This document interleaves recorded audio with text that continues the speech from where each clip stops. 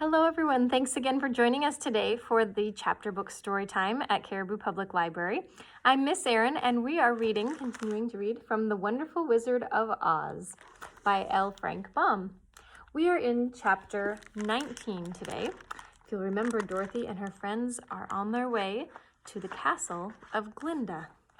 All right, chapter 19 is called Attacked by the Fighting Trees. Here's our picture. Oh my goodness, fighting trees. All right, let's see what happens. The next morning, Dorothy kissed the pretty green girl goodbye, and they all shook hands with the soldier with the green whiskers, who had walked with them as far as the gate. When the guardian of the gate saw them again, he wondered greatly that they could leave the beautiful city to get into new trouble. But he at once unlocked their spectacles, which he put back into the green box, and gave them many good wishes to carry with them. Here is a picture of the guardian of the gate.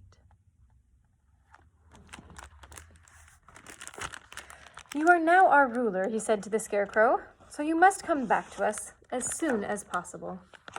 I certainly shall if I'm able, the Scarecrow replied, but I must help Dorothy to get home first. As Dorothy bade the good-natured guardian a last farewell, she said, I've been very kindly treated in your lovely city, and everyone has been good to me. I cannot tell you how grateful I am. Don't try, my dear, he answered. We shall like to keep you with us, but if it is your wish to return to Kansas, I hope you will find a way. He then opened the gate of the outer wall, and they walked forth and started upon their journey. The sun shone brightly as our friends turned their faces toward the land of the South. They were all in the best of spirits and laughed and chatted together. Dorothy was once more filled with the hope of getting home, and the Scarecrow and the Tin Woodman were glad to be of use to her. As for the lion, he sniffed the fresh air with delight and whisked his tail from side to side, in pure joy at being in the country again, while Toto ran around them and chased the moths and butterflies, barking merrily all the time. City life does not agree with me at all, remarked the lion, as they walked along at a brisk pace.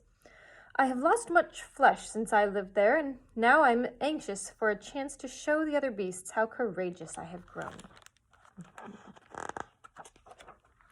Now they turned and took a last look at the Emerald City. All they could see was a mass of towers and steeples behind the green walls, and high up above everything, the spires and dome of the Palace of Oz. Oz was not such a bad wizard after all, said the Tin Woodman, as he felt his heart rattling around in his breast. He knew how to give me brains, and very good brains, too, said the Scarecrow. If Oz had taken a dose of the same courage he gave me, added the lion, he would have been a brave man. Dorothy said nothing. Oz had not kept the promise he made her, but he had done his best, so she forgave him. As he said, he was a good man, even if he was a bad wizard. The first day's journey was through the green fields and bright flowers that stretched about the Emerald City on every side. They slept that night on the grass with nothing but the stars over them, and they rested very well indeed. In the morning they traveled on until they came to a thick wood. There was no way of going around it, for it seemed to extend to the right and left as far as they could see.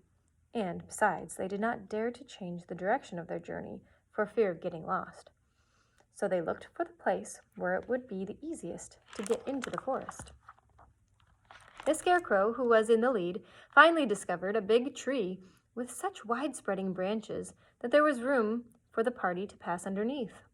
So he walked forward to the tree, but just as he came under the first branches, they bent down and twined around him, and the next minute he was raised from the ground and flung headlong among his fellow travelers. This did not hurt the Scarecrow, but it surprised him, and he looked rather dizzy when Dorothy picked him up. There's another space between the trees, called the lion. Let me try first, said the Scarecrow, for it doesn't hurt me to get thrown about. He walked up to another tree as he spoke, but its branches immediately seized him and tossed him back again. There's a picture of the tree grabbing the Scarecrow.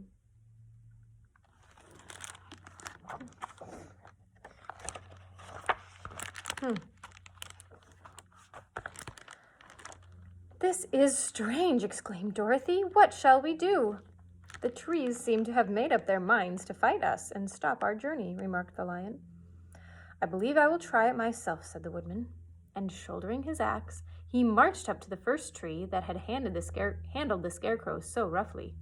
When a big branch bent down to seize him, the woodman chopped it so fiercely that he cut it in two. At once the tree began shaking all its branches as if in pain, and the Tin Woodman passed safely under it. Here's another picture of a tree and the Tin Woodman.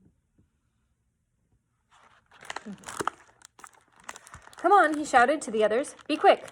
They all ran forward and passed under the tree without injury, except Toto, who was caught by a small branch and shaken until he howled. But the woodman promptly chopped off the branch and set the little dog free.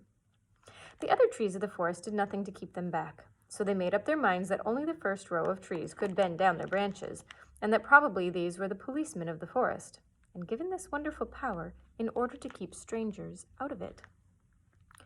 The four travelers walked with ease through the trees until they came to the further edge of the wood. Then, to their surprise, they found beneath them a high wall, which seemed to be made of white china. Before them, in front of them. It was smooth, like the surface of a dish, and higher than their heads. What shall we do now? Asked Dorothy. I will make a ladder, said the Tin Woodman, for we certainly must climb over the wall. And that's where we end for today. Tomorrow, we shall start with chapter 20. Looks like the scarecrow is on the ladder, right? All right, we'll see you then. Bye for now.